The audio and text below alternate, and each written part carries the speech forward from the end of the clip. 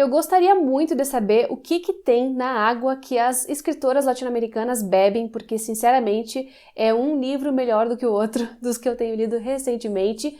Mas, enquanto eu não descubro essa resposta e da onde vem a genialidade dessas mulheres, a única coisa que eu posso fazer é comentar os livros, dizer por que eles me impactaram. Então, hoje a gente vai conversar sobre um dos melhores livros de contos que eu li nos últimos tempos, que é o Terra Fresca de Sua Tumba, da escritora boliviana Giovana Ribeiro.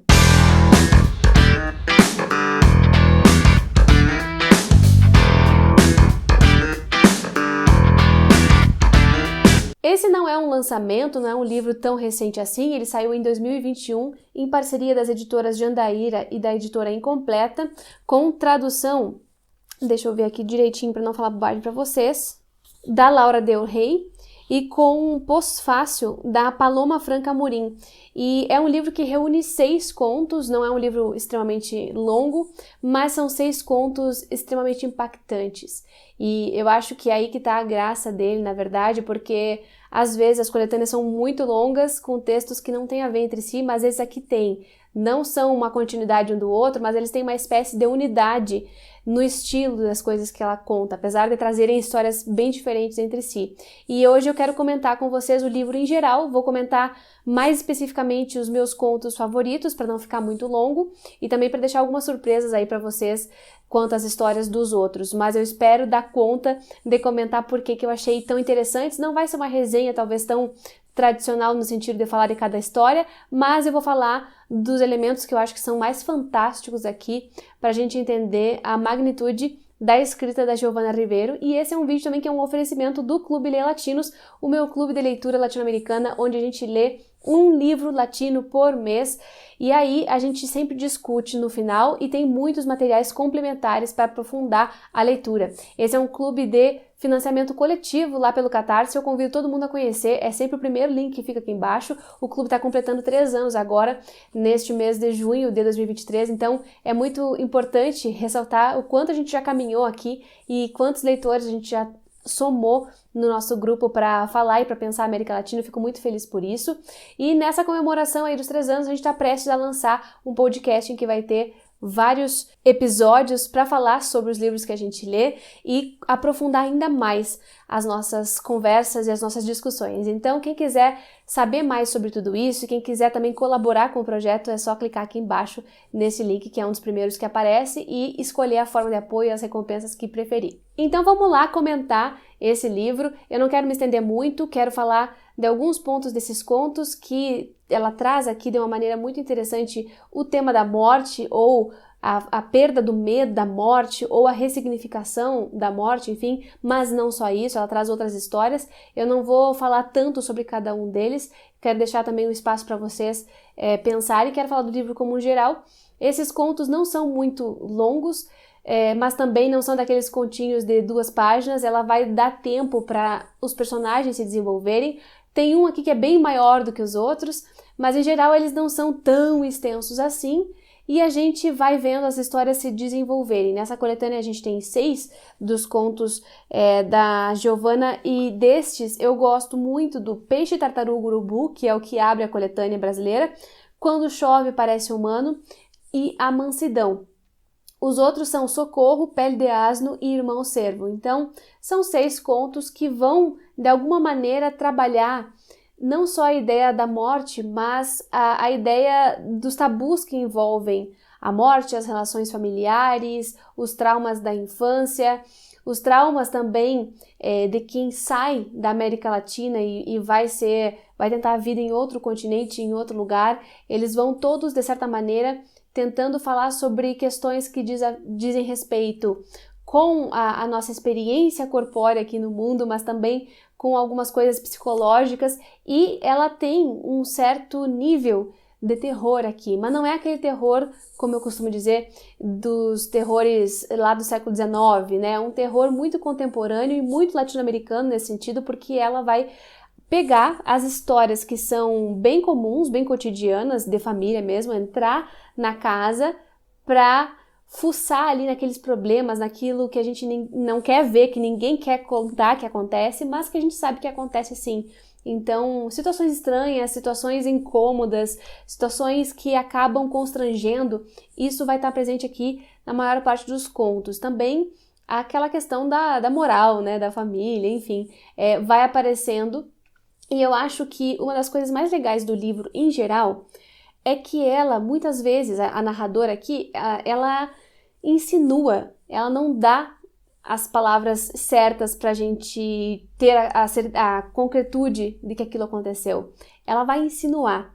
E aí abre espaço para dúvidas. Alguns dos contos, por exemplo, o pessoal só foi entender ou só foi pensar de outra maneira quando eu levantei certas suspeitas ali, porque a gente não estava chegando nesse ponto ainda. A gente estava falando da superficialidade do texto, mas existia uma outra camada que insinuava certas coisas que o pessoal não tinha percebido. Então, ela trabalha muito bem essa sutileza. Eu acho que não é um problema necessariamente dos leitores. Eu acho que ela é tão sutil na hora de fazer que ela deixa esse espaço para a gente duvidar daquilo que a gente está lendo ou para a gente não pensar na pior hipótese, sabe? E ela tem uma escrita muito interessante, gente.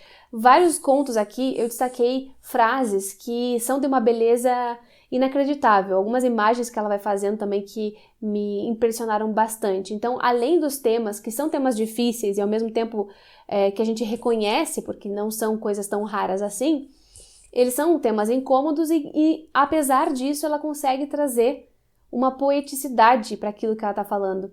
E não é todo mundo que consegue, não é todo mundo que tem essa habilidade de jogar beleza naquela feiura do que está sendo contado. Então, eu vou comentar com vocês, bem rapidinho, alguns dos meus contos favoritos. O primeiro deles, dos meus favoritos, é o Peixe, Tartaruga, Urubu, que vai contar a história de dois pescadores. Na verdade, a gente já conhece um deles que está narrando o caso. É um pescador já adulto que vai encontrar a mãe de um companheiro seu de trabalho, que era um jovem, um rapazote, que tinha saído com ele, acho que para o seu primeiro grande trabalho no mar. E o que acontece é que houve um naufrágio ali e eles precisaram passar muito tempo em alto mar. E coisas estranhas aconteceram por aí. Então a gente vê, a partir desse cara que vai narrar a história para a mãe do rapaz que não sabe como o filho tinha morrido e tudo mais, a gente vê o quanto essas pessoas passam de dificuldade nesse trabalho, mas também especialmente dos dilemas pessoais que existem aqui. O cara que está contando essa história, ele vai trazer à tona o quanto ele fez, o quanto ele precisou para sobreviver. E ao mesmo tempo, sobreviver em alto mar, né, por mais de 400 dias, o que é super estranho, né, que ele tenha sobrevivido. Então, o que ele fez para que isso acontecesse? E aí ele vai contando e vão vindo memórias intercaladas com essa narração. Ao mesmo tempo que a gente tem no presente dessa contação aqui uma mãe que está completamente intrigada com essa morte do filho e que vai, pouquinho a pouquinho, colocando esse cara na parede para descobrir o que aconteceu de verdade, né? E aí entram coisas bem drásticas, né? Então, eu acho que ela vai segurando quase até o final do conto o que aconteceu ou o que a gente não queria acreditar que aconteceu, sabe? Porque a gente vê aquela dureza da vida do náufrago, né? No barco ali, à mercê da natureza, e a gente, enfim, vai torcendo para que ele possa sobreviver. A gente sabe que ele sobreviveu, mas o duro daquele cotidiano é o motivo gerador da tensão que a gente tem aqui. Então, eu gosto muito desse conto por isso, porque ele vai lentamente construindo uma tensão na revelação da verdade, né, da verdade daquela história, e ela trabalha com esse recurso muito, muito bem. Então, gostei demais já desse primeiro conto, que vai trazer também um pouco da realidade dessa comunidade, que é a comunidade de pescadores, também do sindicato, da cooperativa desses pescadores, das condições de trabalho, uma questão mais prática e também uma questão mais, talvez, se não fantástica, talvez um pouquinho de macabra aqui, né, na realidade de tão dura que ela é, o que é preciso ser feito para se sobreviver. Outro dos meus contos favoritos é Quando Chove Parece Humano, que é o segundo aqui dessa coletânea, que vai trazer a senhora Keiko, que é uma mulher que nasceu numa comunidade japonesa dentro da Bolívia, numa cidadezinha que era toda formada por esses imigrantes japoneses. E a gente vê a senhora Keiko já idosa, cuidando ali das suas plantas no seu jardim e rememorando várias coisas da sua vida, o seu casamento, a sua filha que já não mora mais com ela, e também outros traumas que ela teve ali durante os primeiros momentos, os primeiros anos do seu casamento. E é um conto bastante nostálgico nesse sentido, porque ela vai lembrar de várias coisas, de várias pessoas que já não estão ali, e do quanto isso afetou a sua vida, quanto isso afetou o seu casamento também. Mas tudo começa a mudar quando ela recebe uma pensionista ali. Ela aluga quartos para estudantes e chega uma moça misteriosa e acaba alugando o seu quarto. E essa convivência, apesar de ser silenciosa, elas não trocam muitas palavras, é essa convivência que vai desatar vários nós da vida da senhora Keiko, que vai aos pouquinhos também nos apresentando essa comunidade japonesa na Bolívia, que era uma coisa que eu não sabia que existia tão fortemente, e também outras realidades, como por exemplo, ela vai ensinar origami na prisão para as mulheres. E lá, nesse contato com as mulheres, ela vai aprender muito sobre a vida, sobre a fala, sobre as aparências das pessoas. Ela vai tentando ensinar a arte e vai recebendo muita coisa em troca disso, né? Existe uma simbologia muito forte nesse conto aqui com cobra coral, com dragão, com cores vivas e tudo mais, e essa coisa da terra, né? Da terra que acaba sendo uma certa terapia para a senhora Keiko, onde ela vai trabalhar ali com as mãos e vai também purgar várias coisas que ela sofreu. Esse é um conto que a gente demora às vezes para entender um pouquinho o final, mas esse é um dos que tem o final mais fantástico, talvez, cheio de simbologias, e eu não quero dar spoiler aqui para vocês, mas se preparem para ver muitas imagens aqui, que são imagens provocantes, provocativas, daquilo que pode significar curar um trauma muito, muito antigo. E, enfim, não quero falar demais também para não estragar para vocês, mas esse foi um dos contos em que eu mais destaquei coisas bonitas. Além de toda essa parte da senhora Keiko que vai ser sobre esses traumas, também tem uma questão de gênero muito forte aqui, como tem em vários dos contos desse livro. É uma questão de gênero que vai falar sobre o casamento, sobre essa desigualdade de tratamento entre o homem e a mulher, enfim, e outras coisas mais também sobre o amor, sobre o que não é amor que as pessoas acham que é. Além desse Quando Chove Parece Humano, o próximo conto eu gostei demais, que é o A Mansidão, e esse é baseado em fatos reais. A Mansidão vai trazer a história de uma moça que vivia numa comunidade menonita na Bolívia. Também não sabia que existia essa comunidade tão forte lá, mas é uma comunidade religiosa que acaba vivendo bastante isolada porque eles não aceitam a modernidade, então eles não podem fazer várias coisas. Eles eles têm uma origem comum com os Amish que aparecem nos Estados Unidos, só que eles se divergem em questão de princípios, né? Então acabou que eles se separaram há bastante tempo atrás e aí cada um foi seguindo os seus princípios, na verdade.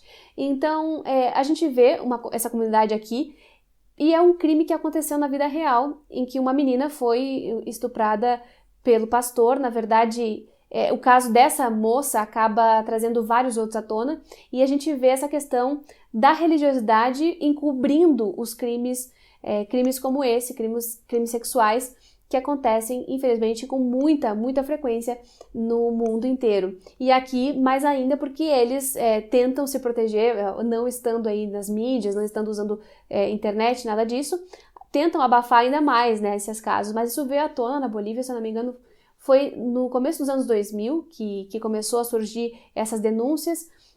Teve gente presa mesmo por causa disso, e até hoje ainda se fala sobre esse caso, mas aqui a gente vê uma personagem fictícia, que é a Elisa, tentando contar como isso aconteceu, e a gente vê o quanto as pessoas não acreditam nela.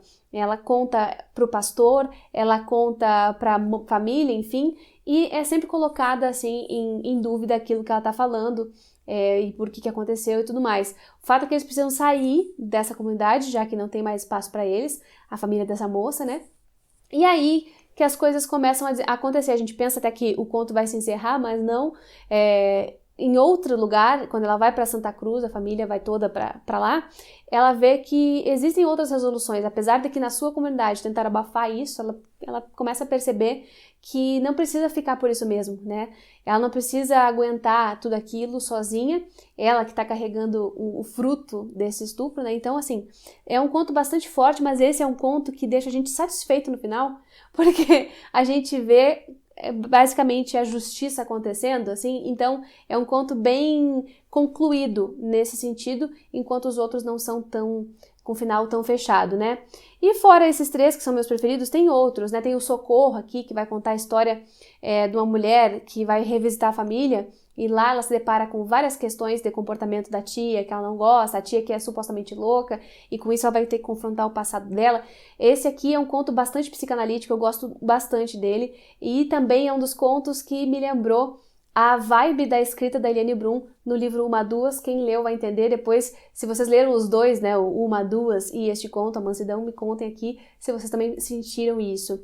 A gente tem ainda o penúltimo conto, que é o Pele de Asno, que é o que eu menos gostei. A gente vai ver uma mulher que é de uma igreja neopentecostal, pelo que dá a entender, e ela vai dar o seu testemunho contando a sua história de vida. De uma imigrante, ela é imigrante que veio da Bolívia muito cedo com a tia e o seu irmão, a tia que ficou com a tutela dela, e aí ela vai contar a sua história, porque ela precisa contar, porque ela tem ali uma justificativa para poder fazer esse testemunho, para precisar fazer tanto esse testemunho da vida dela.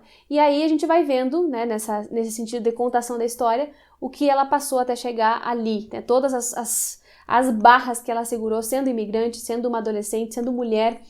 E, mais uma vez, né, a questão de gênero presente, a questão dos feminicídios, dos assassinatos, das violências todas, não só com mulheres, aqui também entram outras violências com homens, a questão da sexualidade também. E, enfim, é um conto interessante nesse sentido, apesar de que eu não me envolvi muito com ele, não, por conta da narração.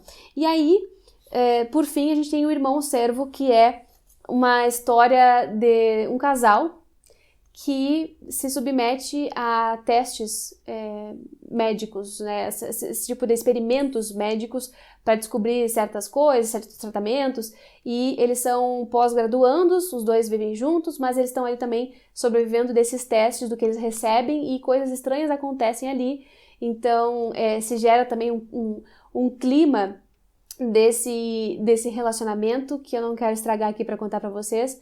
Mas, enfim, tem também uma relação com a morte, com o uso do corpo, com aquilo que a gente faz, aquilo que a gente permite que se faça. Questões éticas entram aqui também, além de toda a parte da questão de ser um boliviano longe, em outro lugar, enfim. Então, em todos os contos, de certa maneira, a gente vê esses personagens deslocados ou incomodados ou vivenciando algum tipo de luto, vivenciando uma dor, ou experimentando catarticamente a quebra de um tabu, sabe? É muito interessante ver como ela faz tudo isso, muitas vezes insinuando e não dizendo nada claramente, e a gente demora a se dar conta daquilo que de fato aconteceu, se é que dá para ter alguma certeza aqui com esses contos, né? Então eu gostei muito por causa disso, por causa da linguagem que ela vai trabalhando muito, muito bem. E para finalizar, eu quero só destacar para vocês um trechinho que está no pós-fácil, que eu gostei bastante, que mostra um pouquinho do que é essa escrita dela, tá? Diz logo no último parágrafo aqui do pós-fácil, a Paloma Amorim fala o seguinte: eu que gosto de pensar a finitude e a transcendência humanas na literatura, talvez tanto quanto Giovanna, tenho a impressão que este livro contribui para o alargamento de um imaginário contemporâneo que rompe a conexão entre tabu e morte, libertando nossa sensibilidade das amarras melodramáticas e amedrontadas que se fazem teses imutáveis a respeito da existência e seus segredos, pois, afinal, de acordo com Giovanna, existe um princípio cíclico capaz de potencializar o movimento de renascença pelo desfecho, um brotamento espantoso e delicado da terra que ressuscita a terra. Então, é um livro que vai ter toda essa simbologia com a Terra, assim, com a Terra como lugar em que a gente abafa tudo aquilo que aconteceu, que a gente enterra e encerra o ciclo, mas também com aquilo que dá a vida, e aí a Terra de várias maneiras vai aparecendo por aqui, né? Não só nessa parte mais óbvia de plantar alguma coisa, de tirar alguma coisa daí, enterrar e desenterrar, mas também de outros significados que isso pode trazer metaforicamente, tá? Também ela vai conseguir tirar esse leite de pedra que eu falei para vocês, que é essa beleza das coisas que ela vai trazendo, apesar dos temas super difíceis, e eu quero tentar encontrar aqui para vocês um trechinho. A senhora Keiko sente que seu coração se transforma em uma máquina cheia de paz, dessas que seu pai adquiriu quando começaram com a fábrica de macarrão, paz que acabarão esquartejando os órgãos que acusam sua dor, o coração, o estômago, os pulmões, os ovários, todos os que têm a ver com amar, possuir, respirar, entender e perdoar. Esse é um dos trechos do conto sobre a senhora Keiko que eu adoro. Outro tipo de coisa que a gente encontra na escrita da Giovanna não chega a ser uma beleza por a imagem em si ser bonita, mas porque ela consegue pintar um quadro muito específico sobre certas situações, às vezes situações até escatológicas, como por exemplo nesse conto aqui que é o conto Socorro, que eu acabei não comentando tanto com vocês, mas ela diz assim, tão intensas todas as imagens que Socorro lançava sobre mim como um vômito, como o arco do vômito de um fígado em metástase, essa bile que pode produzir alucinações e que requer uma medicação idêntica à do paciente borderline. Que frágil era o equilíbrio de tudo. Então, ela vai fazendo essas pinturas muito fortes daquelas cenas que ela está narrando. Também tem um outro trecho que eu gosto muito da imagem, que está em outro conto, deixa eu ver se eu consigo achar aqui o nome para vocês, é o Pele de Asno. Está na página 130, que ela fala sobre o medo. Diz assim, o medo me invadia do mesmo jeito que o frio invade as fossas nasais, as orelhas, a garganta e as plantas dos pés. Ainda hoje não posso afirmar se essa eletricidade branca que subia pela nuca e se instalava bem no centro da minha cabeça era outro sintoma do problema pineal. Eu vivia aquilo como uma vertigem, a sensação de que bastava um empurrão para que eu fosse arremessada a um abismo assolado pelo breu, e a certeza de que essa escuridão acabaria me asfixiando. Acho que poucas vezes eu vi uma definição do medo tão interessante como essa. Eu vi no Mandíbula, por exemplo, da Mônica Ojeda, mas essa aqui também pareceu super interessante.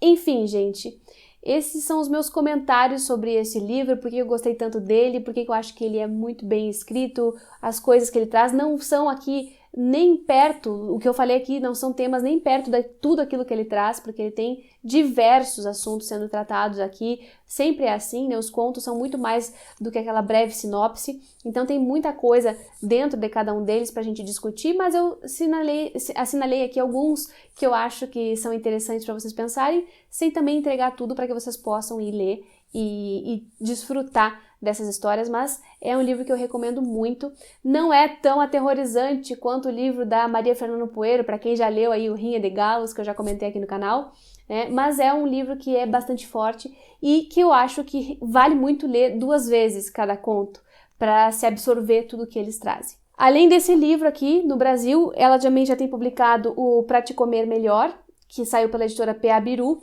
e também tem o 98 Segundos Sem Sombra, que também saiu pela editora Incompleta.